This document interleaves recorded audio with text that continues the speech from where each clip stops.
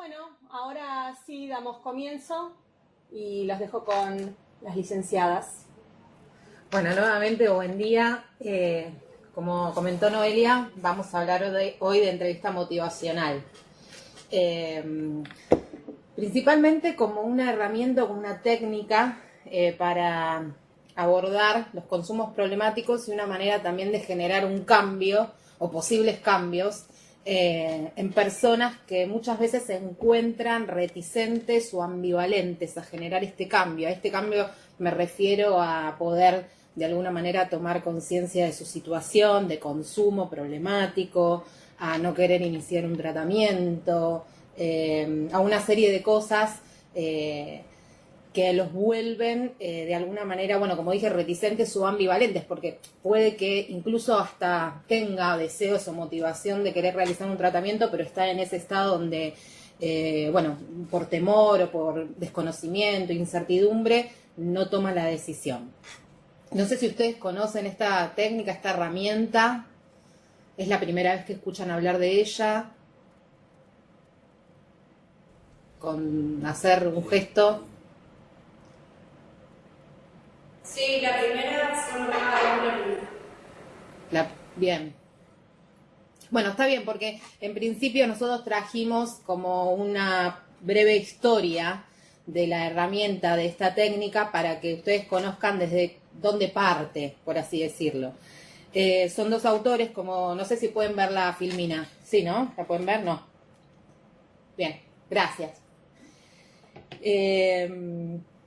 Son Miller y Rodnick, estos autores, que de alguna manera empiezan a estudiar que la mejor manera de poder fundamentar esta técnica es pensando en la estigmatización que sufren las personas con consumos problemáticos, porque desalienta la búsqueda de ayuda, ¿sí? Entonces dicen, bueno, ¿cómo podemos de alguna manera hacer que estas personas puedan dirigirse a las personas que los pueden orientar, ayudar, servir de puente, realizar un tratamiento? Pero para ello hay que trabajar sobre la desestigmatización, para que de alguna manera ellos también puedan sentirse libres de pedir ayuda sin sentirse juzgados. Otra de las maneras por las que también estudian y consideran y crean esta herramienta es por las estrategias de confrontación éticamente cuestionables, que básicamente tienen que ver con esos métodos confrontativos utilizados y que hoy también se siguen utilizando, de alguna manera generan agresión, violencia en pacientes con estas características, ¿sí? Si bien es utilizado de manera terapéutica, con incluso otros trastornos u otras cuestiones también de personalidad o de tratamientos psicológicos, por así decirlo, en lo que son los pacientes o las personas con consumo problemático, la confrontación es muy cuestionable, porque justamente no genera el deseo de cambio, sino más bien genera resistencia, violencia, agresión por parte de la otra persona. Se siente atacada muchas veces a partir de intervenciones de este estilo. Bueno, entonces estos dos autores, estudiando de alguna manera también la rueda del cambio, la teoría del cambio de Prochaska y Di Clemente en el año 1986, que también lo vamos a pasar en la filmina para que ustedes lo puedan ver, esa rueda del cambio, ellos la estudian y la consideran como una manera también de pensar estrategias en cada fase de cambio, ¿sí? Entonces dicen, bueno, en cada fase del cambio, que ya la vamos a mostrar, se pueden armar estrategias para ayudar a estas personas a generarles motivación. Yo aprovecho a presentarme. Mi nombre es Marina D'Angelo. Yo también, al igual que Guadalupe, pertenezco a la Dirección Nacional de Capacitación. Y aprovechando la introducción de lo que va a ser el desarrollo de la clase de Guadalupe de hoy, me parece importante agregar también, Guada, que esto también fue pensado en un contexto, digamos, donde la entrevista motivacional es un modo de intervenir con aquellas pacientes que se encontraban como muy resistentes a generar algún tipo de cambio en su conducta de consumo.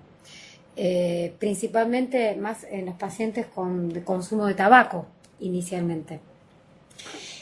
Aquellos pacientes donde más ofrecían resistencia al cambio, donde más, dicho de otra quizás manera más simple, era donde no querían dejar de consumir, entonces tenían que buscar algún modo de llegar a esa persona como para generar algún tipo de motivación y emprender un proceso hacia un cambio posible.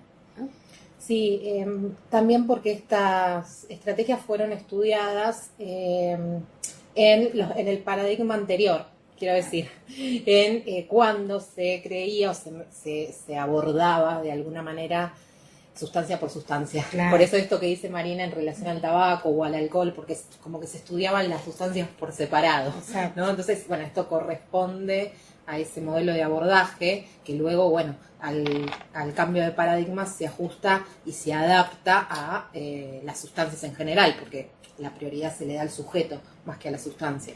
Claro, eso aprovecho para recalcar y para recordar lo que hablamos en su momento con Alejandro, quienes estuvieron haciendo el ciclo de Cedronar. Alejandro Gregory, cuando vino, nos habló de los cambios de paradigma, de cómo fue cambiando de lo judicializado a lo médico, a un paradigma psicosocial, psicosociocultural, que es el que estaríamos atravesando ahora en términos de consumos problemáticos. Claro, por eso esto de historizar un poco esta herramienta, decir, bueno, en su momento se estudiaba de esa manera o se abordaba de esa manera, bueno, los tabaquistas eran muy resistentes, son muy resistentes, entonces, bueno, se priorizaba ese tipo de consumo y esta técnica se puede adaptar al nuevo paradigma y priorizar esto, como dijimos antes, al sujeto. Como, bueno, el de mayor característica, ¿no? Característica, como, bueno, la persona a la que vamos a abordar en sí, con su contexto y las sustancias que consuma. Bueno, son técnicas específicas, como dijo Marina, orientadas a facilitar el trabajo con consumidores problemáticos que se encuentran reticentes o ambivalentes respecto a la posibilidad de modificar tal consumo. Entonces ahí ya tenemos la población, por así llamarlo, a la que nos vamos a dirigir con esta técnica. De todas maneras, también puede ser utilizada con la familia o con el entorno de estas personas consumidoras. Porque, bueno, muchas veces también se encuentran reticentes o ambivalentes a acompañar o a tomar conciencia de la situación que atraviesa toda la familia o la persona en sí. Y otra de las características de esta técnica es motivar a la persona en dirección al cambio, a través de la provocación de una discrepancia entre su estado actual y sus objetivos o valores. Esto más que nada tiene que ver con generar ese ruido, ¿no? Que nosotros, los psicólogos, decimos, no sé si lo aclaramos, pero Marina y yo somos psicólogas, no lo dijimos, es importante. Y bueno, generalmente lo que es preciso y necesario poder ayudar a introducir en las personas es este ruido, esta discrepancia que hay entre su consumo actual y los objetivos o valores o las cosas que quiere llegar a los proyectos de vida con los que cuenta de alguna manera, ¿no? Entonces, si se genera ese ruido en el medio, posiblemente pueda empezar a tomar algo de conciencia y quiera generar un cambio a partir de eso. ¿Estamos bien hasta acá? ¿Alguna pregunta?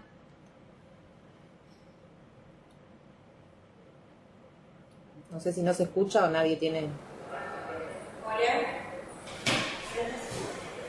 Sí, Que viene para adelante. ¿De qué manera podemos comenzar esa motivación con esa persona en problemas? Vamos. ahí vamos. Bien. Hay 4 principios para trabajar con las personas que están en esta situación y tiene que ver principalmente con crear o expresar la empatía, crear un ambiente empático. Que no es fácil, no es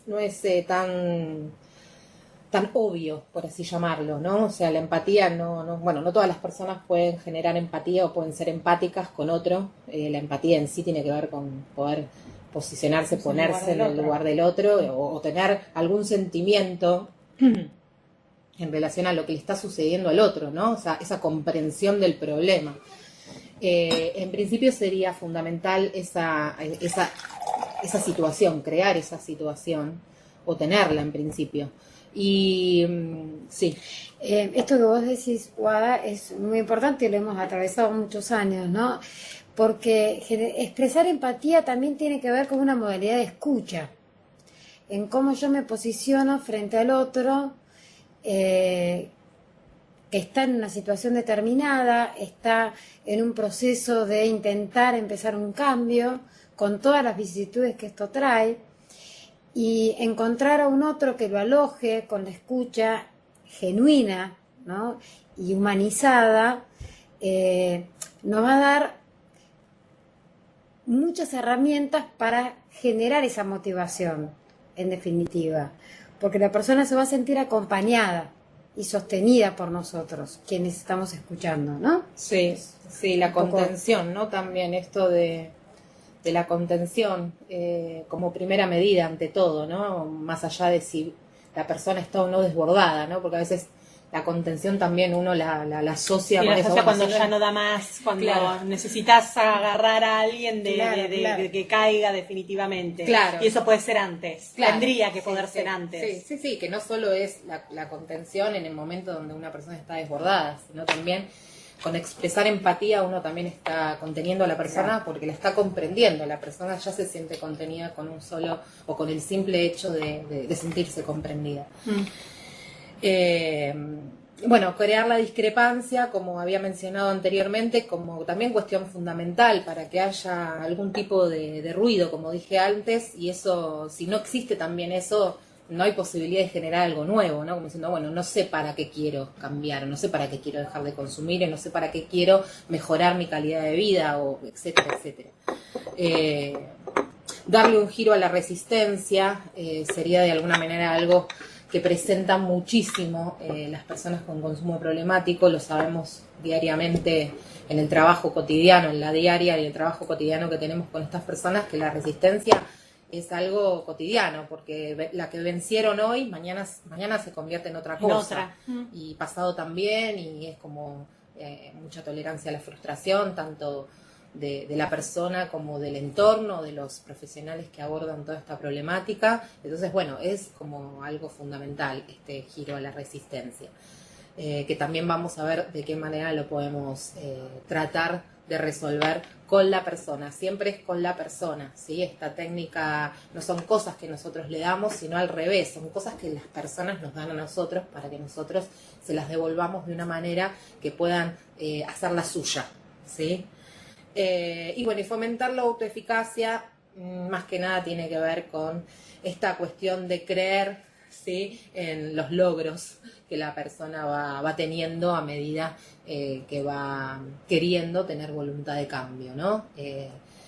Como si la persona tiene problemas de consumo diarios, por ejemplo con el alcohol, también saber cuánto consume, si puede dejar de consumir algún día, o algún vaso, o alguna botella, y bueno, y generarle esta cuestión de decir, bueno, pudiste lograr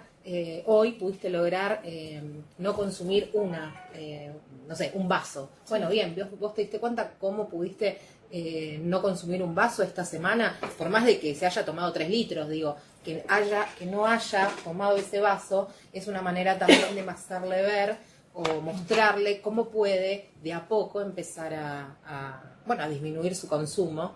Eso también verlo le hace sentir más fuerte para generar otro tipo de cambio, ¿no? En escalones. Sería como ir fortaleciendo las potencialidades que la misma persona tiene y que a veces es dificultoso para la persona poder visualizarlas ellos mismos, ¿no? Entonces uno lo fortalece, le dice, bueno, esto lo pudiste hacer. ¿Qué otra cosa crees que puedes hacer a corto plazo, ¿no? No pensamos siempre a largo plazo las cosas, sino, como decía Guadalupe, en el día a día ir pudiendo revalorizar lo que han logrado, porque esto lo han podido hacer. Entonces fortalecer ahí, ¿no? Me parece como herramienta importante esto que nombraba Guadalupe. Sí, me parece que tener en cuenta lo de ir de a poco, Claro. que a veces, a ver, en la práctica cotidiana nuestra nos parece obvio algunas cosas, ¿no? Pero estar todo el tiempo pensando y repensando que esto es de a poco también nos permite bajar un poco y decir, bueno, no, a ver, no le puedo pedir grandes cambios o grandes que se comprometa a ciertas cuestiones que después no puede cumplir, no podemos hacerlo nosotros. Sí, yo creo que también eso tiene que ver el tiempo con los profesionales, pero también con las personas, porque también está esta ansiedad de quiero poder hacer esto ya, todo junto, que me digan qué es lo que tengo que hacer, y no funciona así, era lo que veníamos hablando en las otras videoconferencias, digo, que esto va paso a paso, que es escalonado, que va por pequeños logros, que la persona tiene las herramientas para modificar su realidad y que nadie va a venir de afuera mágicamente a decirle vos tenés que hacer esto, esto y esto y te va a ir bien o te vas a poder dejar de consumir. Perdona, ¿hay alguna consulta? Bueno. Sí, Noelia, es esto que vos aclarás y esto que venía diciendo también Guadalupe, y esto lo podemos traspolar también a lo que pasa en la situación familiar muchas veces, ¿no? Cuando vienen con el pedido, que esto lo habíamos comentado un poco en familia, Sí. Del pedido del cambio de conducta del otro inmediatamente, ¿no? De que esto se solucione rápidamente. Bueno, y ese hacer...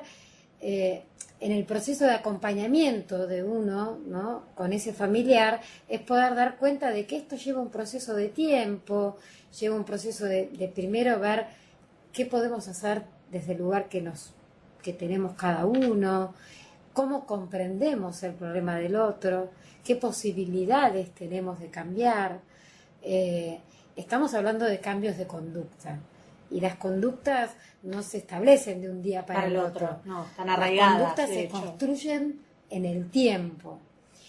Y también se van solucionando las problemáticas que generan esas conductas en una construcción de tiempo. Entonces nosotros tenemos que, como decía Guadalupe muy bien, esto de visualizar esto y tener tolerancia a esta espera. Desde nosotros, ¿no? Es muy importante esto.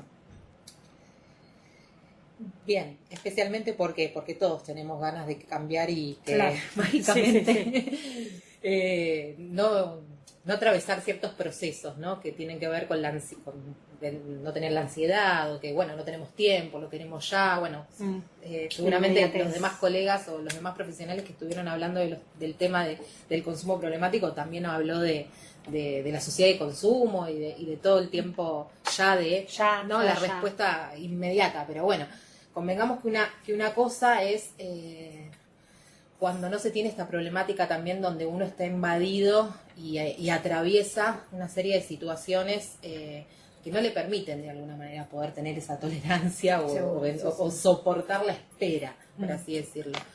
Hay algo que venimos hablando que tiene que ver con que, bueno, nuestro rol acá como profesionales o como agentes de cambio para con las personas con consumo problemático implica, bueno, también mostrarles esa capacidad de espera frente a los momentos, las distintas etapas por las que hay que atravesar en cualquier cambio que uno quiere hacer.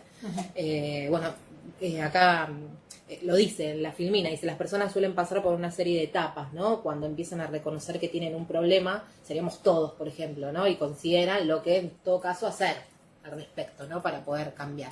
Ayudar a cambiar, que sería como nuestro rol también, nosotros ayudamos a cambiar, cobra mayor conciencia de su necesidad de cambiar, acompañando en las siguientes etapas. Pero, digo, nuestro rol, este rol del trabajo mutuo con la persona, ¿no? Con las personas en el caso de que sea el entorno o la familia.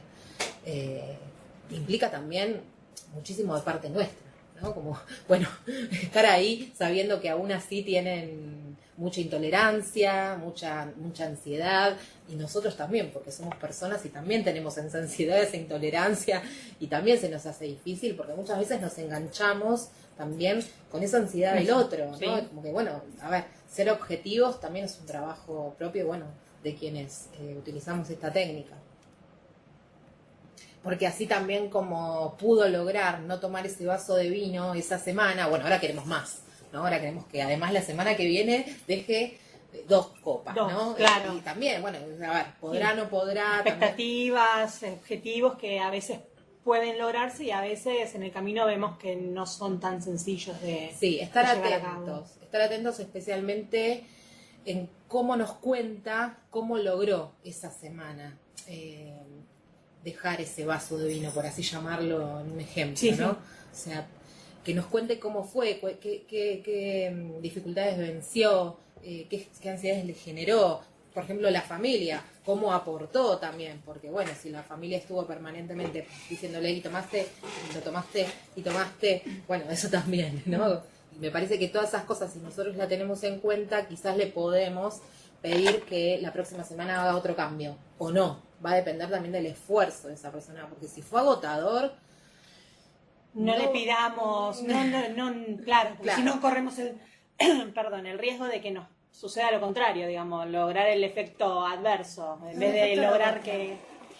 que tenga una recaída, que diga, no, tuve que volver para atrás porque el esfuerzo me pareció mucho, entonces sí. otra vez empezar. Y además, si entramos en un movimiento de búsqueda de solución rápida, entramos también en el peligro de ser esto como muy frustrante, tanto para quien emplea esta herramienta y para la persona que acude en la ayuda nuestra, ¿no? Es como que se frustra rápidamente. Y eso es un peligro que uno corre, ¿no? Acá, en esto que dice Marina, reforzar la empatía. Justamente si la empatía, que es lo que hablábamos al principio de las características generales, está establecida, la empatía me va a permitir sostener estos momentos que comenta Marina, ¿no? De que van a suceder, digo, se van a dar, Sí. ¿no? Entonces, pero bueno, para que la persona continúe en este proceso, tiene que haber un ambiente empático donde puede decir, bueno, esta vez no lo logré, pero puedo seguir lográndolo porque esta persona me está ayudando a que eso suceda. Bueno, ¿se acuerdan que hablamos de la rueda del cambio? Que les mencioné que después se las iba a mostrar, es esta, que es la que les comenté de Prochaska y Clemente del año 86, que es la que Miller y Rolnick toman como para hacer de alguna manera sus etapas sus estrategias en cada etapa de cambio de una persona con consumo problemático. Lo más probable es que nosotros recibamos siempre a personas en estado precontemplativo, la mayoría de las veces, o en estado de contemplación. ¿Qué quiere decir esto? El precontemplativo es aquel que, bueno, le entra por un oído y le sale por el otro, por así decirlo brutamente, porque no tiene conciencia de la situación. Es aquella persona... Es como si lo ve de afuera. Sí, no me pasa a mí. O sea, tenés olor a alcohol. No, es un perfume que me puse. O sea, es de ese grado, ¿sí? O puede ir disminuyendo también. ¿No es grado. negación? Sí, hay una negación absoluta. O sea, absoluta. Puede ir en el grado de la negación absoluta como, bueno, en otros grados, ¿no? También. Pero generalmente se presenta de esta manera. Es como que no ve ni la conducta a modificar, ni tampoco tiene una motivación para modificarla, porque justamente no la puede visualizar, ¿no? Sí, aquellos que tienen un accidente quizás, no sé, de auto, de moto, para dar un ejemplo, pero siempre la culpa fue del otro y no de que yo estaba bajo los efectos de alguna sustancia o el alcohol o lo que sea, ¿no? O sea, Claro, porque se juega en un montón de situaciones el tema de los consumos problemáticos, no es solamente el hecho de lo hace uno en su casa y no joroba a nadie, sino que estamos inmersos en la sociedad y accionamos bajo digamos, los efectos de las cosas que consumimos. sí. Alcohol. Sí, bueno, maneja bajo los efectos de alguna sustancia pensando que la va a manejar. Que la va a pilotear. Esto incluso va a pilotear la suerte o, Sí, ¿no? las variables aleatorias, por así Sí, llamarlas. sí. O sea, Soy experto manejando y esto no me afecta. Sí, tal cual. Luego está la etapa de contemplación, donde bueno, la persona de alguna manera ya está en otro estado, tampoco es un estado que le permita tener total conciencia de la situación, pero de alguna manera puede que algo haya sucedido. A veces es algo externo, a veces es algo interno. Generalmente, en mi experiencia, siempre es algo externo. ¿Quieren hacer alguna pregunta? ¿O escuché algo? Sí, hay un micrófono abierto.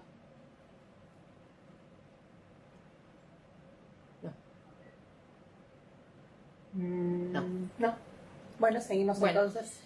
Generalmente siempre es algo externo, como bueno, como dije anteriormente, un accidente, alguna situación familiar, bueno, etcétera, etcétera, que como que les da la pauta de que algo no está funcionando bien en relación a su consumo, ¿no? Como que bueno, este consumo o esta situación problemática, valga la redundancia, me está trayendo problemas en algún punto, ¿no? O sea, me llamaron la atención en el trabajo, no sé, mi mujer me echó de mi casa, cosas de ese estilo, ¿no?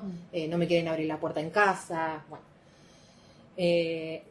Y no quiere decir esto que, no implica que la persona quiera iniciar algún tipo de tratamiento de cambio. Cambio puede ser querer hacer un tratamiento o hacer alguna consulta frente a esto. Quizás solo queda en eso, en la contemplación. Se avanza cuando la preparación para la acción tiene que ver con eso, ¿no? Con que la persona dice, bueno, quiero hacer algo al respecto, ¿sí? Quiero hacer algo al respecto, un tratamiento, una consulta, quiero hablar con alguien, quiero hablar con un amigo acerca de esto, no me voy a hacer más el sota, me parece que, ¿no? Como que empieza a generarse algo en relación al cambio. Después está la acción propiamente dicha, donde las personas, bueno, empiezan a realizar pequeños cambios, muchas veces son del orden de los ejemplos que fuimos dando, como por ejemplo empezar a dejar o disminuir el consumo para ver también cómo se sienten. Bueno, obviamente muchas personas se sienten mal, entonces vuelven a consumir, Sí. porque obviamente estar sin la sustancia también es un descontrol físico, Sí, psicológico, sí. social, que les hace que, bueno, que Pensar que de recaigan. otra manera no se van a poder manejar o que no van a poder resolver situaciones y que la sustancia es la que los ayuda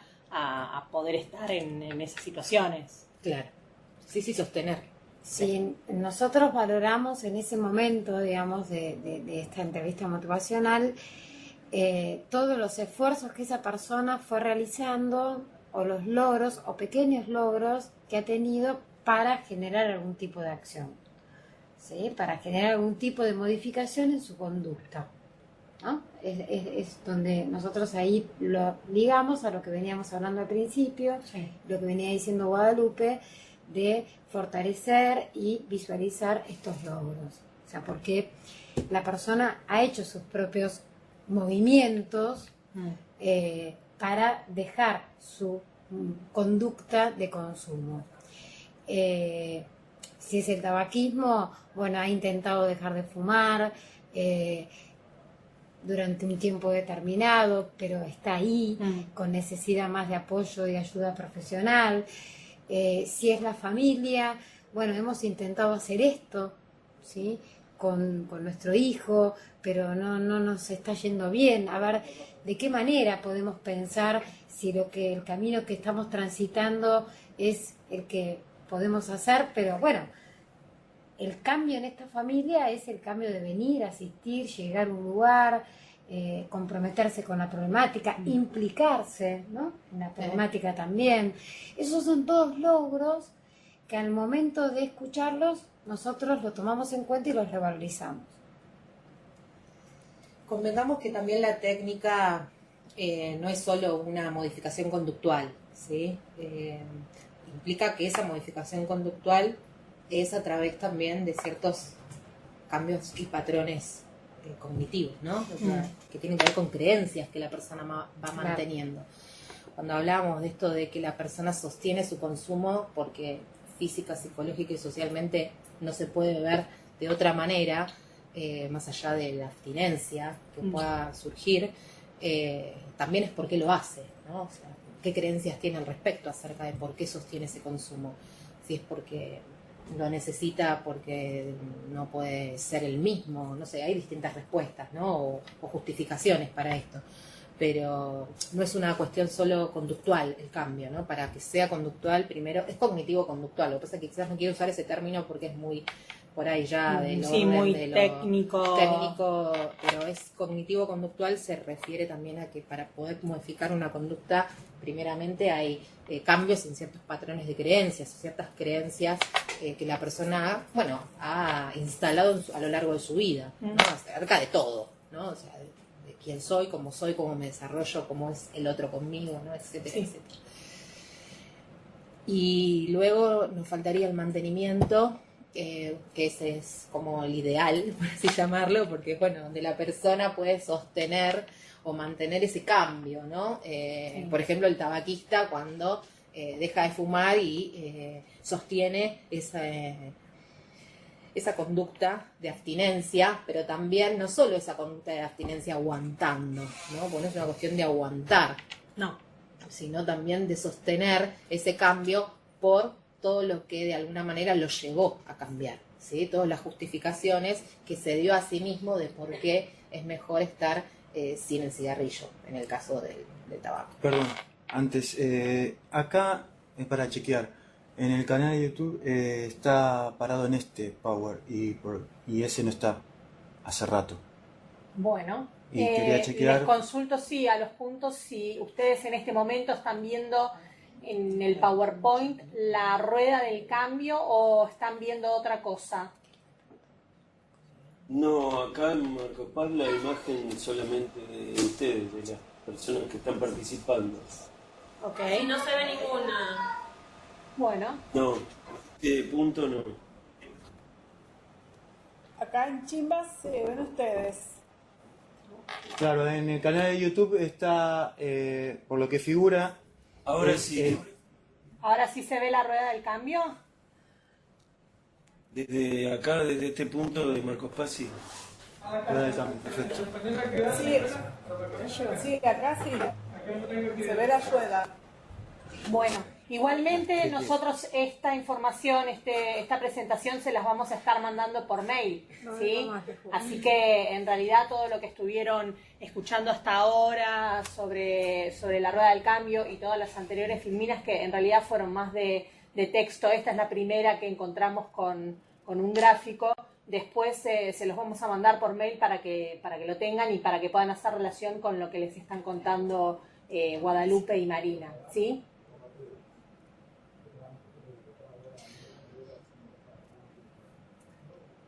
De todas maneras, ¿quieren hacer alguna consulta hasta acá como para saber si hay alguna duda, algún comentario, pregunta?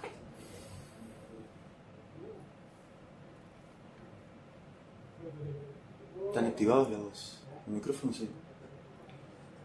Sí, ellos lo activan para... ¿Vienen entendiendo todo hasta ahora? ¿Encuentran algún tipo de sugerencia al respecto, algo que quieran compartir? No, acá en Berizo está Nosotras. todo clarito. Ah, bueno, qué bien. Sí, Genial. muy claro. Buenísimo. No, supongo que en algún momento tendremos alguna consulta, pero por el momento está bien. Bien, bien, bien. Seguimos adelante entonces. Bien, bueno.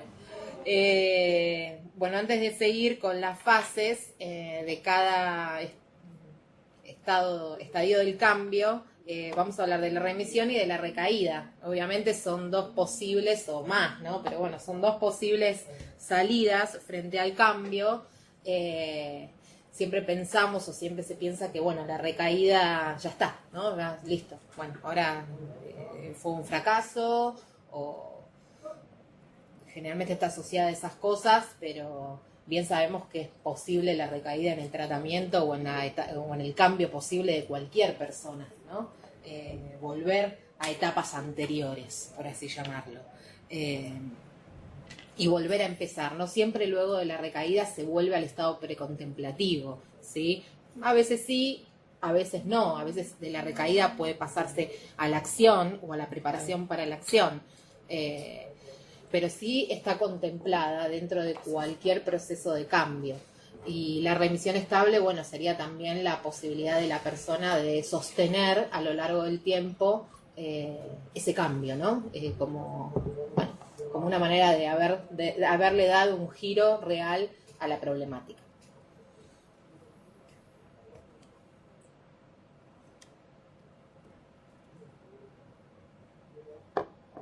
voy a pasar para ir a la estrategia, ¿sí?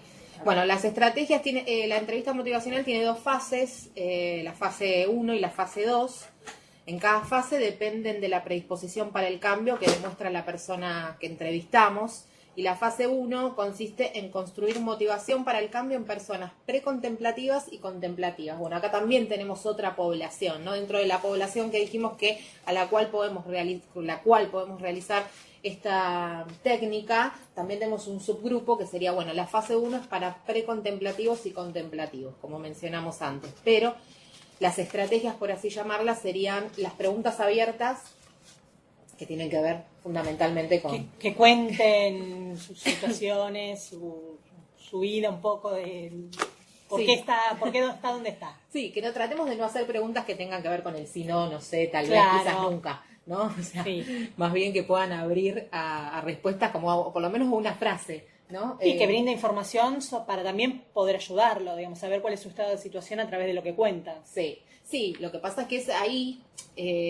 por ahí, es como nuestro trabajo, se ve más nuestro trabajo, ¿sí? Del entrevistador, por así llamarlo, porque bueno, la población o las personas que... Supongo que no deben tener muchas ganas de hablar, ¿no? Muchas veces, al estar en estados precontemplativos y contemplativos, sus respuestas tienden a ser sí, no, quizás tal vez nunca. Claro, entonces hay que sacarlos de eso. Digo, me parece que acá es donde más energía nosotros ponemos frente a eso, donde bueno, tenemos que ser más hábiles o tener más cintura, tener más experiencia, haber practicado mucho también las entrevistas. Supongo que la repregunta también es fundamental, porque ante este sí, no, ¿y por qué te parece que no? ¿O por qué te parece que sí? Digamos, ahí también se pone en juego esto que vos decís, el laburo de ustedes en la técnica, en el perfeccionamiento de la técnica para obtener esta información que necesitan. Sí, totalmente, y la frustración de nuevo. Acá va la tolerancia a la frustración de nuevo, porque podemos encontrar incluso que nos digan sí, no, ¿por qué? Porque sí, porque no, sí, porque nuevamente, no. ¿no? O sea, cual niño. Sí.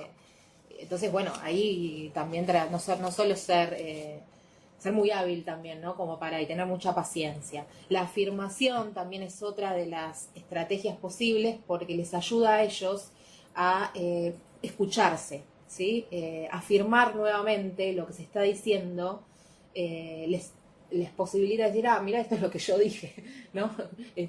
No es repetir porque sí, ¿no? No repetimos porque sí, sino repetimos justamente para hacer que el otro sienta que lo estás escuchando, claro. Y se puede escuchar a sí mismo, autoescucharse también es una estrategia que le permite al otro decir, bueno, esto es lo que yo dije, porque la escucha reflexiva, que no es aquella donde nosotros somos sujetos pasivos que escuchamos al otro, sino somos sujetos activos que justamente vamos interactuando en esta interacción y esta charla mutua, ¿no? Por eso la escucha reflexiva. Vamos reflexionando, valga la redundancia, con la persona o las personas permanentemente.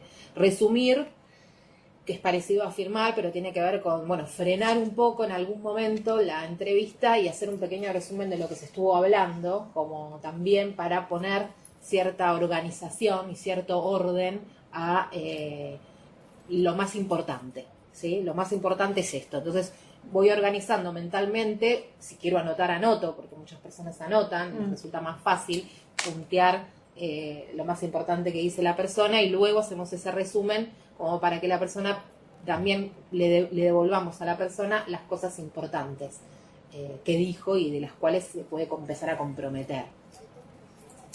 Y provocar afirmaciones automotivadoras, tiene que ver un poco con lo que hablamos de la autoeficacia, ¿no? Aquellas cosas que le permitan de alguna manera plantearse objetivos. Si de alguna manera queremos que empiece a disminuir su consumo de lo que está consumiendo o de lo que le está afectando, porque también podemos encontrarnos con personas que tienen policonsumo, no una sustancia en particular. Entonces, por ahí podemos empezar hasta incluso con la sustancia que considera como más tóxica o la que más problemas le traen, por así llamarlo, o no. Plantear también estas negociaciones con ellos, ¿no? Como diciendo, ¿cuál es la que mayor problema te trae? ¿Cuál es la que menos problema te trae? ¿Por cuál te gustaría empezar? Y esto de provocar las afirmaciones automotivadoras es también que él pueda escuchar o ella puedan escuchar estas cosas y de esa manera van generando automotivaciones. Bueno, creo que la semana que viene podría hacer tal. empezar a disminuir mi consumo, no sé, de marihuana, y el fin de semana no hacerlo, o ver qué pasa si no lo hago. Si no lo hago, claro. También ayudarlos a pensar, ¿qué podría pasar si no lo haces? ¿O qué crees que te va a pasar si no lo haces? ¿Cómo crees que ves a tu entorno? ¿Cómo respondería tu entorno si vos no haces tal o cual cosa? Porque también la autopercepción en relación a cómo lo ven los demás. Los otros. ¿Sí? Con o sin la sustancia. ¿Sí? Yo creo que esta fase, como para hacer un pequeño agregado nada más, era un poco también amplía esto que decía Guadalupe sobre generar una motivación en el otro, porque en esta fase, con todas estas pautas que marca Guada, se constituye como un espacio de reflexión, ¿no? Ayudamos a la persona a que pueda repensar, pueda reafirmar, pueda rever, ¿no? Todas estas situaciones que ella nombraba ligadas a su consumo y a su entorno. Y en definitiva nosotros, que vamos a tratar de construir una motivación o generar una motivación en esa persona, vamos a actuar desde el lugar, fundamentalmente desde la escucha, como le dijimos, porque hoy también nos convoca esto de la contención verbal, ¿no? Cómo escuchamos, cómo nos aliamos contra el otro. O sea, no es que vamos a hacer compinches de su consumo, pero sí establecer como una estrategia, ¿sí?, de confianza frente al otro, para que esa persona se sienta realmente acompañado en este proceso.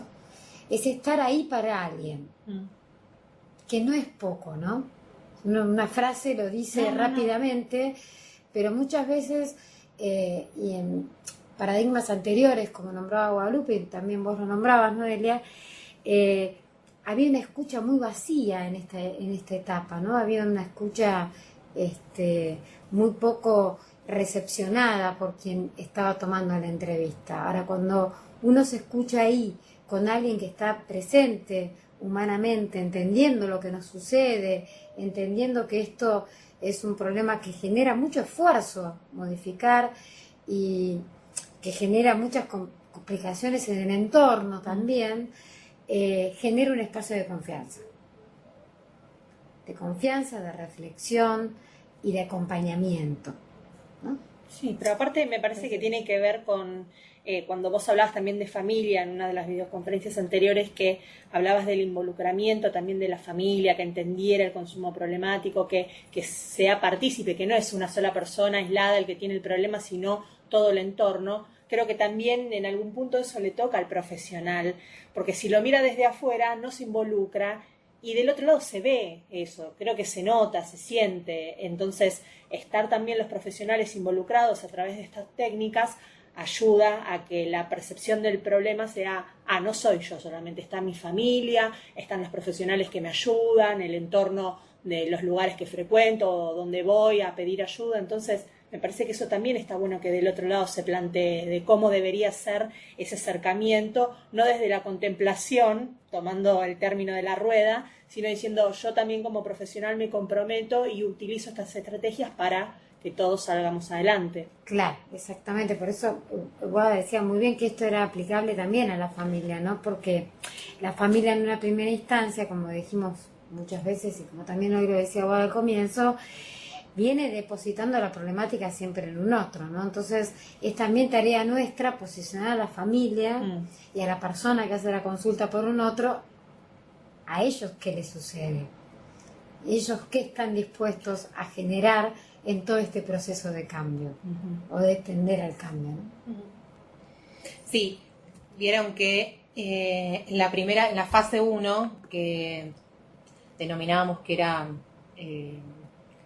fundamental en los estados precontemplativos y contemplativos, cómo estas pequeñas herramientas, ¿sí?, nos ayudan a generar mayor conciencia en estos estadios bastante complicados, donde hay negación absoluta, ¿no? Entonces, si nosotros nos ponemos a estudiar la técnica y la practicamos con estas estrategias, ¿no? Haciendo, bueno, escuchando reflexivamente, resumiendo, también le permitimos al otro la capacidad de avanzar en ese estadio del cambio. Bueno, y en la fase 2, las técnicas se orientan a consolidar los logros obtenidos y a desarrollar un plan de acción. Entonces acá, bueno, ya avanzamos en la rueda del cambio, por lo tanto, bueno, como dice la Filmina, hay que desarrollar un plan de acción, hay que empezar a generar el cambio. Para eso es necesario introducir la recapitulación, ya quizás más avanzado el proceso, ya teniendo en cuenta que quizás la persona nos ha visitado varias veces o a la cual la conocemos y ya tenemos encuentros más con mayor frecuencia. Recapitular quiere decir también que de alguna manera nosotros vamos mostrándole, no es un resumen, ¿sí? La recapitulación tiene que ver también con historizar, ¿sí? Su proceso desde el primer día que nos visitó hasta el momento, ¿sí? Historizamos, recapitulamos y vamos viendo que cuando llegó no podía dejar el vaso de vino o el atado de cigarrillos o no podía dejar de consumir marihuana diariamente, o etcétera, etcétera. Y vamos mostrándole, ¿sí?, cómo fue logrando esos cambios y cómo también pudo retroceder en eso, ¿sí? No es solamente la recapitulación una manera de mostrar los logros, sino también cómo venció esos logros, o cómo venció esas pequeñas recaídas, quizás no en consumo, sino más que nada en actitudes. Pequeñas batallas, sí, ¿no? Pequeñas batallas que fue ganando. Preguntas clave. Acá ya estamos en condiciones de hacer preguntas clave, a diferencia por ahí de la fase fase anterior, Claro. ¿sí? Preguntas clave, fundamentales, incluso hasta incómodas, por así llamarlo. Y que acá sí tiene que ver con meter preguntas que pueden tener un sí o un no, ¿sí? ¿Querés seguir cambiando? Aunque parezca obvia y pretendamos que la persona nos conteste que sí, no se lo estamos preguntando de esa manera, se lo estamos preguntando de alguna manera para saber cuánto quiere sostener, el grado de compromiso y cuánto quiere sostener su consumo, ¿no? Porque muchas veces se resisten también a dejarlo, a dejar todo eso que implica el consumo, porque no es solo el consumir, sino es todo lo que está relacionado a consumir, ¿no? Entonces, si está en condiciones y si quiere realmente dejar todo eso, ¿no? Es una pregunta que también invita a que la persona se piense no solo con la sustancia, sino con todo lo que implica la sustancia. Información y consejo. Y acá es preciso también tener en cuenta si el otro quiere recibir ese consejo. La información siempre tiene que ver con la promoción de la salud o con la prevención de riesgos, daños y riesgos, o sea, que pueda tener la persona y nosotros le podemos brindar, por supuesto, pero el consejo por ahí ya es algo que hay que tener en cuenta porque puede resultar invasivo. Entonces, ahí también habría que ver el grado de empatía que tenemos, el momento en el que está atravesando la persona para dar un consejo, especialmente cuando nosotros le contamos los logros de otras personas, ¿no? Supongamos que le damos un ejemplo de otra persona, ¿no? También hay que ver cómo lo va a recibir, si está en condiciones de recibir eso, porque se puede sentir muy presionado al respecto, ¿sí? O sea, ¿y qué tiene que ver que fulanito haya Sí, o indiferente logrado? al respecto, sí, a mí qué me importa. A mí qué me importa, yo no soy Yo fulanito. no soy. Pero bueno, eso también va a depender del grado de empatía, la relación que nosotros tengamos con esa persona. Pero el consejo puede ser muy útil muchas veces. Lo utilizamos, bueno, con Marina, en coordinación de familias en otras épocas utilizábamos mucho esto como diciendo, bueno, a ver, otras personas han logrado estas cosas o han podido atravesar estos cambios haciendo estas cosas. ¿Cómo ves vos que a vos? O sea, siempre invitándolo a pensar si eso se aplica a una relación, claro, se aplica a su vida, ¿no? Bueno, yo considero que sí, no sé qué pensás vos. Mirá, no me veo haciendo esto, pero bueno. Son como leves orientaciones que uno va haciendo, ¿no? Con mucho cuidado, en puntas de pie, pero como consejos y orientaciones, ¿no? Como hacíamos. Sí. Bien. Bueno, negociar un plan. Acá ya ya nos ponemos con la persona a delimitar sí o sí su cambio, ¿no? Ahora sí ya hay propuestas más claras, más precisas en cuanto a disminuir el consumo y hasta abandonarlo. Depende también del proceso, ¿no? Y cuánto tiempo va a sostener esa abstinencia. Provocarle el compromiso justamente para que lo haga. Y bueno, transición a la etapa de acción es de alguna manera poner en marcha el plan todo. que se negoció. Sí. La semana que viene vas a hacer esto. ¿A vos qué te parece? Y no estoy preparado. Bueno, ¿cómo podrías estar preparado? O sea, a ver, dejarlo todo en manos de la otra persona. O sea, ¿cómo podrías, qué tendría que pasar para que estés preparado? Bueno, ¿y cómo podemos lograr eso? O sea, mira, no sé, tendrían que alinearse los planetas. Bueno, mira, nosotros no podemos alinear los planetas. ¿De qué otra manera más sencilla podemos hacer? ¿En qué nivel de concreción real podemos hacer que esto funcione? Sí. Bien. No sé cómo vamos hasta ahora. Yo casi es la hora, ¿no? Por suerte es la última filmina para que los demás puedan interactuar. Bueno, la entrevista motivacional permite que la persona reflexione y exprese sus propias razones a favor y en contra de un cambio.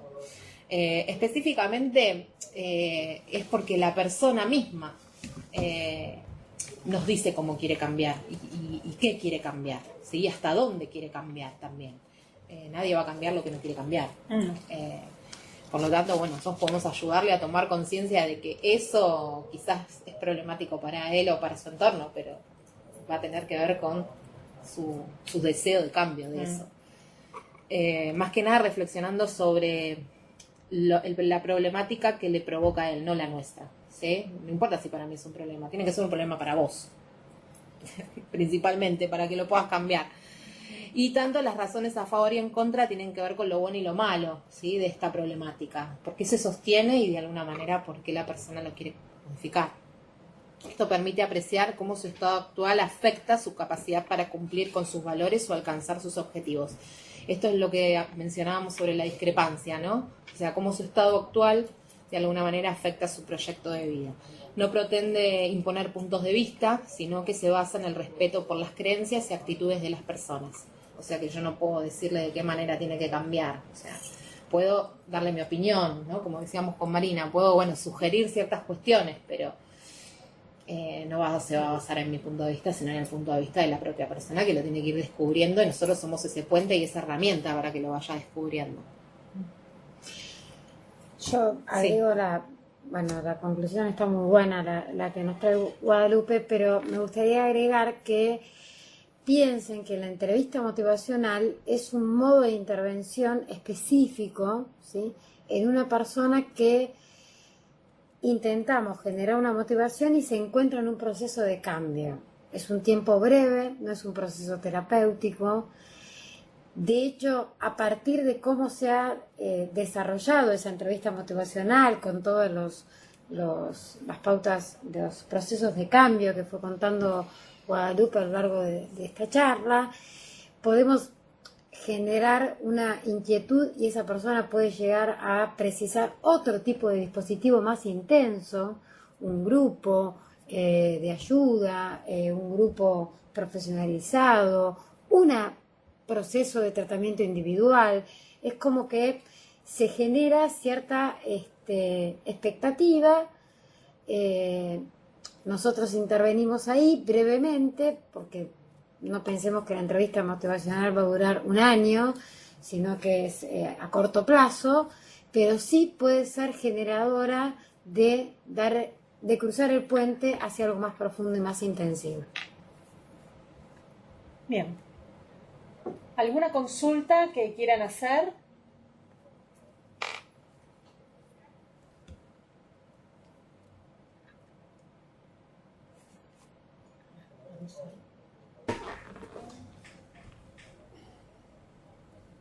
La gente de Berizo. Veo a Marcos Paz también. No, Berizo, ¿Quién está más? todo claro, estamos de acuerdo. Sí. Marcos Paz. Sí, ¿qué tal? Yo pensaba y me veía en las entrevistas ahí muy claramente, gracias por organizarnos, ¿Me escuchan bien? Porque se entrecorta un poquito. Sí, está un poco entrecortado. Yo Te pedimos pensaba si podés hablar la un poquito más fuerte. Sí, pensaba en esta etapa donde nos invitan a esto como de derribar creencias. Es un espacio bastante delicado para no invadir al paciente y generar esta escucha para poder modificar este sistema con el que nos muestra un poco cómo llegó a su problemática y desandar eso. Así que pienso en este punto, en cómo hacemos para intervenir, una intervención eficaz a la hora de derribar esas creencias del paciente. Sí.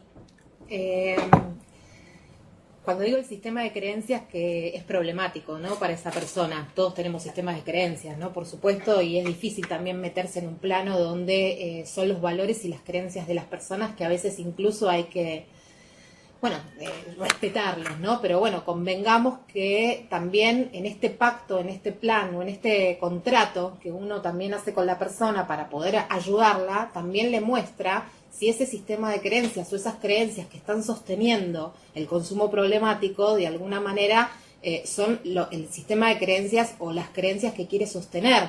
Me parece que realizar una discrepancia en eso también le permite a la persona replantearse si eso es lo más conveniente para su calidad de vida.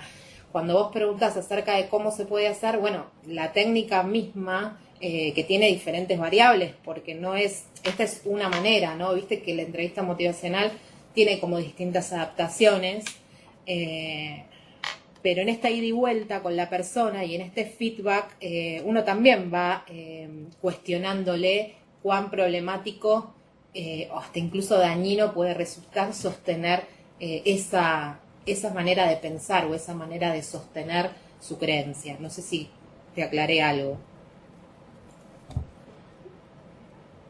Sí, sí. Fantástico. Bueno, sí. Voy a ver estos autores que nos sugieren también. Bien. Sí, a ver, nosotros tenemos una guía introductoria a la entrevista motivacional que se escribió hace algunos años, y si quieren pueden escribir al mail que nosotros tenemos de capacitacion@cedronar.gov.ar y yo les puedo ampliar más bibliografía acerca de esta herramienta, porque bueno, está disponible como para que ustedes también puedan seguir formándose con esto. Nosotros utilizamos mucho lo que es el role-playing para practicarla, ¿viste? Porque me parece que hay que practicarla mucho, si no se queda en la teoría. Bueno, gracias.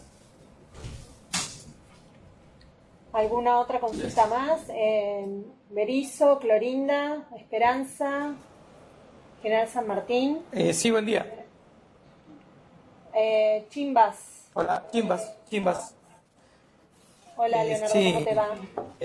Hola, Leonardo. Bien, te ¿cómo vuelvo a estás? encontrar, mira. ¿Cómo andan? Bien, todo Sí, bien. tanto Bien. tiempo. Bien, gracias. Mirá, sí, todos los mecanismos que ustedes están implementando están perfectos, son grandes laburadoras y trabajadoras en el tema, tienen mucho conocimiento en ello. Lo que sí es, como ustedes decían o como se decía, es terrible o es un trabajo muy complicado hacer que la persona que consume vaya a la entrevista, poder estar frente a él, que él acepte, ¿sí?, que está consumiendo sustancias y que pueda ingresar al programa. Yo creo que ahí está el problema que apuntamos también muchas veces, que lo hemos charlado, el tema de la familia, y la contención y el apoyo familiar. Sí, Leonardo, creo que es verdad lo que vos decís, es difícil, pero nosotros tenemos que tener en cuenta siempre algo y que uno transmite siempre a la familia o a quien consulta por algún consumo específico, ¿no? Está ahí, está con nosotros pidiéndonos algún tipo de ayuda, que al principio quizás no sepa bien de qué se trate esta ayuda, pero vino, sacó un turno, si se quiere, y está ahí sentado esperando algo. Me parece que desde ahí, inicialmente podemos nosotros agarrarnos desde algún lugar, por lo menos desde sus ganas, y empezar a trabajar. A veces esto en la familia se ve mucho cuando la familia viene como muy cansada, muy abatida, que ya ha hecho o ha implementado muchas cosas y no han funcionado. Y uno les refuerza, ¿no? Bueno, pero están acá y significa que todavía tienen algo por hacer. Y ayudarlos a pensar qué es eso por hacer que todavía pueden lograr. No es como revitalizarlos nuevamente, que no se logra inmediatamente, se logra también en un tiempo, pero es devolverles esto. Bueno, todavía algo se puede hacer. Además, Sí, te imaginas nosotros por ahí acá en los puntos digitales, me pasa a mí acá en Chimba, no sé si los otros compañeros también, nos encontramos con pibes que vienen por ahí, como decimos, un poquito pasados, ¿sí? Y bueno, tratamos de por ahí, depende cómo viene, de decirle o no hay máquina o bueno, o aceptarlo por ahí también a nosotros. Por ahí nos faltan también un poquito en el rato con ellos, por eso estas capacitaciones también. Y que esto nos permite poder a ellos cambiarles un poco la cabeza. ¿Por qué? Porque a ellos el consumo les da un placer. Entonces tenemos que tratar nosotros de cambiarles el placer, digamos. Entonces, bueno, tratamos de interiorizarlo en los cursos que tiene el punto digital, tratamos de darles cursos de computación, bueno, tratar de integrarlos y tratar de que en vez que estén afuera, en la plaza, haciendo algo que no deben, que estén acá. Eso es lo que más o menos por ahí tratamos desde este punto digital, tratar de contenerlos un poco y no estén tanto en la calle, y preferimos a veces nosotros tenerlos aquí dentro que estén por ahí en la calle. pero todo eso suma un montón y hace a la empatía de la que hablábamos al comienzo. Digo, me parece que cualquier intervención que uno hace de alguna manera para contener a las personas que atraviesan esta problemática ya está haciendo un montón. Digo, incluso nuestro deseo muchas veces, y también lo dijimos al principio, es obviamente que cambie, que deje de consumir, que no se haga daño, que no siga lastimándose o pone en riesgo a otras personas, o incluso la familia también se ve afectada. Pero bueno, es un proceso del cual se comienza de esta manera, brindándoles el espacio para que puedan sentirse que pertenecen a algún lado, que que pertenecen a algo que les da una contención, un amor, un afecto, un cariño. Y además, Leonardo, agrego lo que decía Guadalupe al comienzo, que es importante para que se lleven hoy, que nosotros no trabajamos sobre la sustancia y los efectos que genera, o los malos efectos, podemos llamarlos, o los peligros que generan los efectos de esa sustancia. Es decir, no consumas no consumas tabaco porque tus pulmones van a terminar en un EPOC o van a terminar en lo que sea, sino más bien trabajamos sobre la persona y sobre todo esto que desarrollaba Guadalupe, sobre las creencias, los valores, sobre eso es donde va a estar nuestro apoyo y nuestra intervención inicial. No tanto en la sustancia y que deje de consumir. Eso vendrá en otro momento, tal vez. Pero inicialmente vamos a trabajar sobre la persona. Y sobre las posibilidades que esa persona también tiene, además de su consumo. Claro, por eso te mencionaba por ahí, nosotros acá trabajamos por ellos, porque en vez de decirle, pues, lo vemos con los ojitos medio rojitos y le decimos, no, váyase. No, bueno, los tratamos de que él se sienta cómodo, se sienta útil y poder brindarle, está bien, los cursos online, algunos por ahí, como tenemos la posibilidad de brindarles por ahí navegación libre, los puntos digitales, bueno, por ahí se meten al Facebook, no importa. El tema es tener los contenidos un poco, no lo tenemos todo el día porque eso tampoco es viable, pero por lo menos el tiempo que están aquí tratamos de que levantarle un poquito la autoestima, que se sientan útiles, que ellos vean que pueden hacer otras cosas y que hay otras cosas. Sí, pero es No sé fundamental. si no sé si lo que consumen o no les hace bien o les hace feliz o les hace, pero bueno, lo están consumiendo. Pero Nosotros tratamos de darle algo útil, creo yo, para Bueno, nosotros. pero es excelente, porque vos fíjate cómo coincide con lo que está diciendo Marina en relación a priorizar al sujeto, ¿no? Como ustedes con estas cosas que vienen haciendo priorizan al sujeto independientemente de si se sigue o no consumiendo, si agrega o no mayor consumo, la frecuencia, etcétera, que eso lo va a disminuir o lo puede llegar a lograr de dejar de consumir siempre y cuando también tenga esto que ustedes están brindándole previamente o prioritariamente, sí, que es la relación de que se sientan útiles, levantarles la autoestima, digo, cómo estas cosas a veces, digo, son las fundamentales, no que deje de consumir, porque no va a dejar de hacerlo de la noche a la mañana si no están estas cosas previas que vos mencionás que están haciendo y que me parecen extraordinarias. Sí, coincidimos. Gracias por escucharme. Gracias a ustedes. Gracias a ustedes. ¿Alguna otra pregunta más? ¿O alguna, Clorinda? Sí, buenos días. Me llamo Carolina y le quería preguntar cómo nos posicionamos nosotros frente a esa persona si es un familiar. ¿Cómo llegamos a implementar esta estrategia motivacional? Porque por ahí nos juega un poco en contra de que estamos del lado de la familia, el afecto. Entonces, ¿cómo me posiciono yo frente a un familiar? ¿Tu nombre?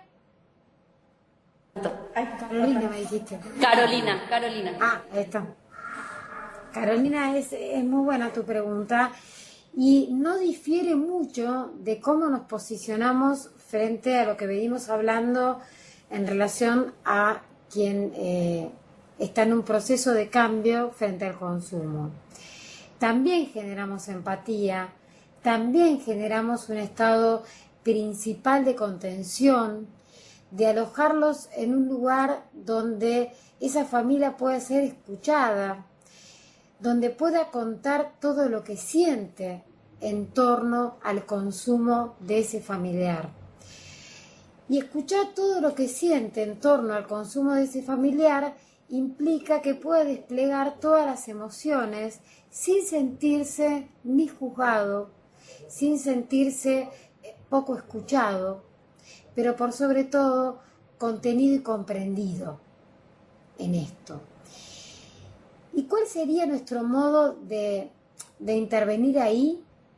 Yo les diría primero preguntar poco, hablar también poco y escuchar más, como primera etapa, porque la familia viene con mucha angustia. Entonces necesitamos que pueda desahogarse. Si no permitimos que estas emociones se vehiculicen en algún lugar, es muy difícil que nosotros podamos intervenir, como decía Guadalupe, con algún tipo de orientación, algún tipo de consejo al respecto, ¿sí? Necesitamos un momento de desahogo, de catarsis, como se llamaba, como conocemos, como se sigue llamando, digamos, ¿no? Esa catarsis emocional y esa catarata de emociones que están entrecruzadas y todas son intensas, todas son altamente intensas, y en donde prevalece el temor, donde prevalece mucho la angustia, la desconfianza, la frustración, la falta de confiabilidad. Entonces, no difiere mucho de lo que venía desarrollando Wada en lo que es generar la empatía, generarles un espacio y ofrecer, en ese espacio, perdón, Wadi, ofrecer un proceso de acompañamiento. Yo te voy a acompañar en esto. O sea, a partir de ahora no vas a estar solo, ¿no? Es esto que decíamos al comienzo, estar ahí para un otro. No sé, Carolina, si tu Wada igual le interrumpí, que quería decir algo. No, yo que lo que quería agregar a lo que decís, Mari, es que a diferencia de las personas con consumo, la familia sí va a hablar. La mayoría de las veces, Claro. digo, en los mayores casos. Entonces ahí tenemos un montón de información. Por ahí con las personas consumidoras tenemos como más resistencia, son más reticentes a hablar y nosotros tenemos que trabajar mucho más para crear ese ambiente de diálogo. Pero la familia sí, la familia, como dice Mari, nos va a llenar de... Sí, nos permite mucho más estar más callados y escuchando, porque justamente se vienen a descargar toda esa revolución emocional que dice ella. Entonces, O sea, bueno, hay que darles el espacio, ¿no? Que básicamente, como para retomar lo que preguntaba Carolina, digamos, la entrevista motivacional se puede utilizar, aunque Sí, sea, sí. digamos, vamos a tratar o vemos que un familiar está en esta situación, con las mismas características, manteniendo el tema de la empatía y siguiendo todos los pasos Sí, de, es que de la incluso, técnica. por más de que la familia hable más y nos cuente más cosas, eso no quiere decir que no atraviesen los distintos estadios del cambio que estuvimos viendo, digo.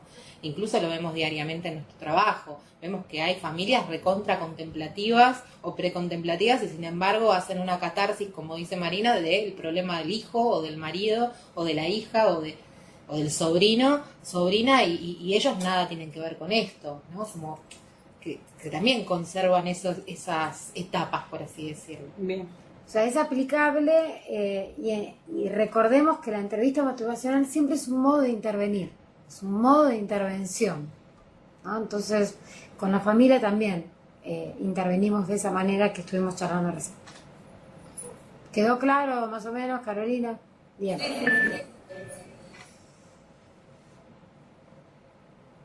Bueno, la gente de Berizo, Esperanza, ¿alguna consulta?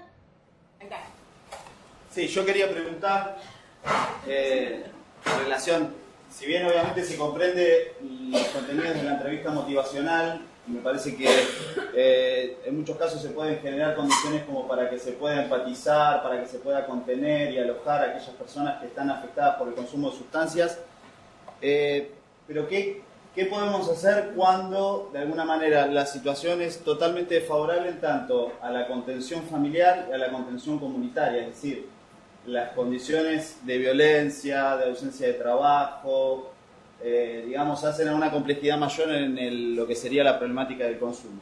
¿Cómo podríamos ahí tratar de trascender esto que sería un acompañamiento? Porque el acompañamiento uno lo puede realizar mientras esté acá, pero no puede transformar las condiciones de vida de esa persona. ¿Cómo, de alguna manera, en dónde apoyarse? ¿Cómo nos podrían ayudar a pensarlo? A mí me parece que, por lo que entiendo de tu pregunta, sí, es verdad, la entrevista motivacional puede servir de contención en algunos casos. Siempre, de alguna manera, la comprensión, la empatía, va a generar en el otro algún tipo de descanso, aunque sea momentáneo, ¿no? Por más de que esté atravesado por la mayor vulnerabilidad posible que vos mencionás, ¿no? Como, bueno, problemas habitacionales, económicos, laborales, que sucede, ¿no? Obviamente en una persona, por ejemplo, en situación de calle.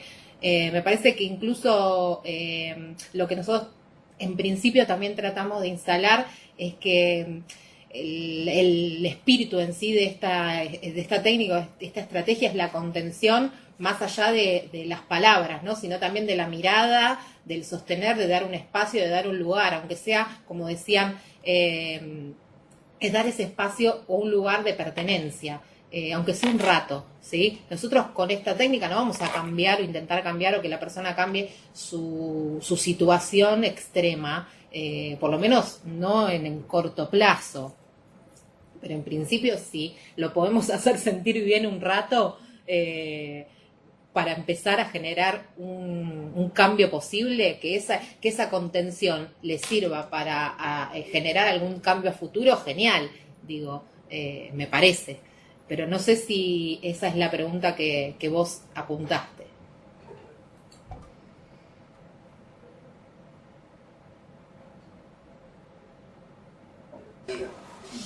El tema es que en muchas circunstancias se puede resultar muy frustrante también para nosotros tener que sostener, ponerle el cuerpo, digamos, y generar las condiciones que plantean cuando nos encontramos con una adversidad que trasciende las posibilidades individuales y personales que pueda tener la persona, inclusive por herramientas y recursos que podamos ofrecer en el orden de lo simbólico, si no trascienda lo material a través de otro tipo de implementaciones, es como que resulta muy difícil dar la lucha contra el consumo.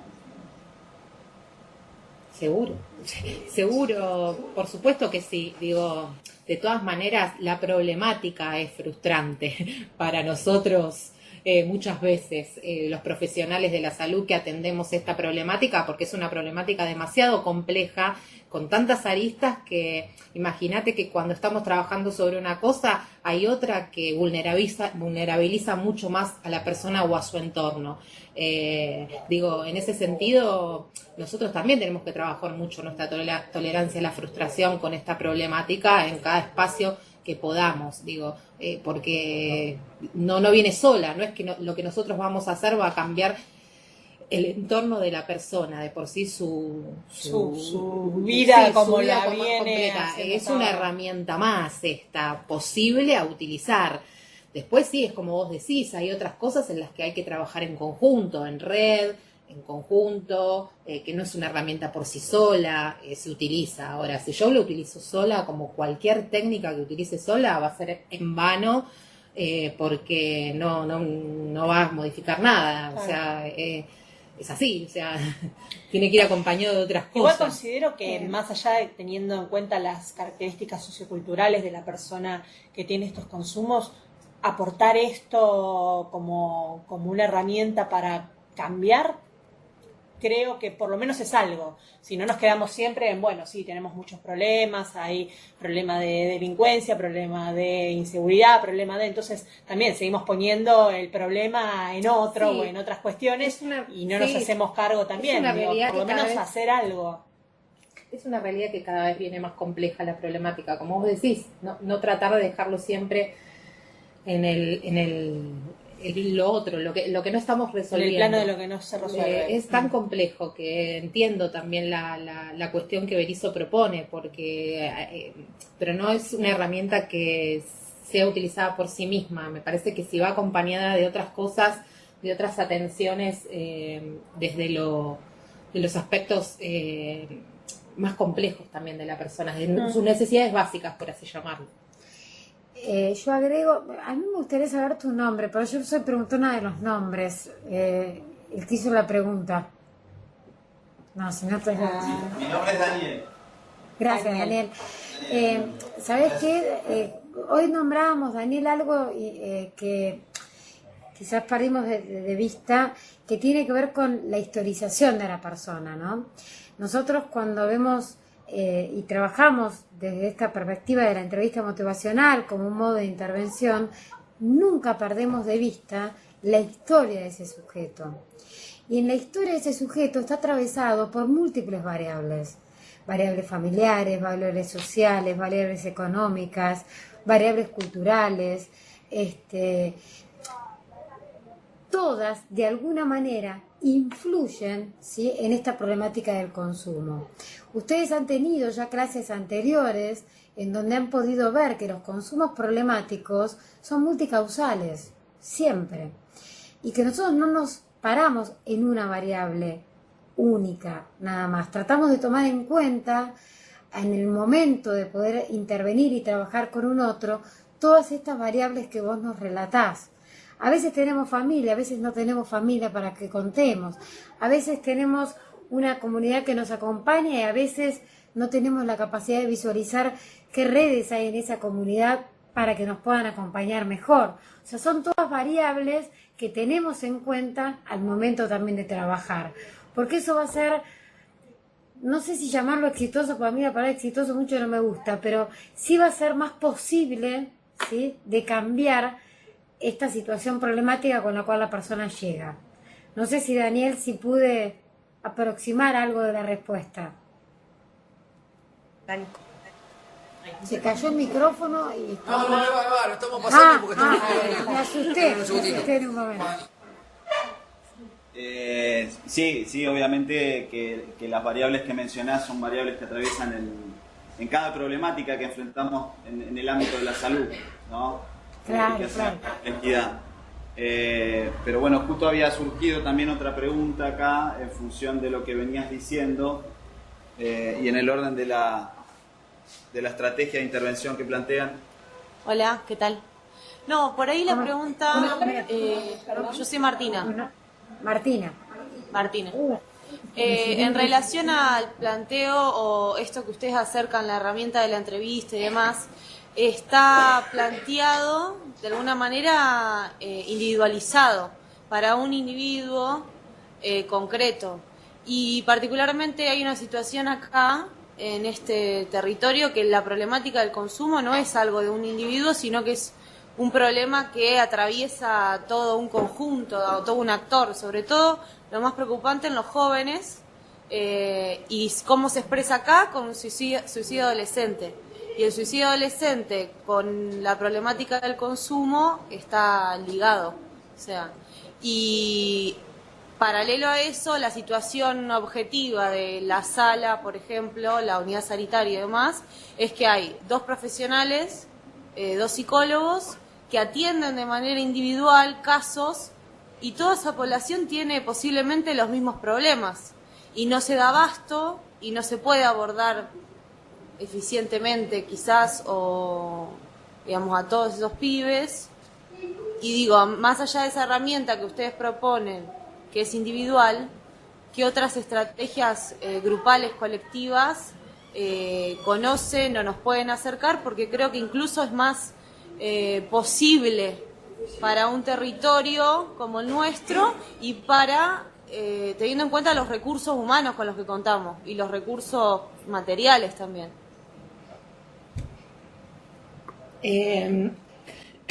Perdón, sí. De todas maneras, este tipo de estrategias, de pequeñas estrategias que se fueron mencionando, también se pueden armar grupalmente.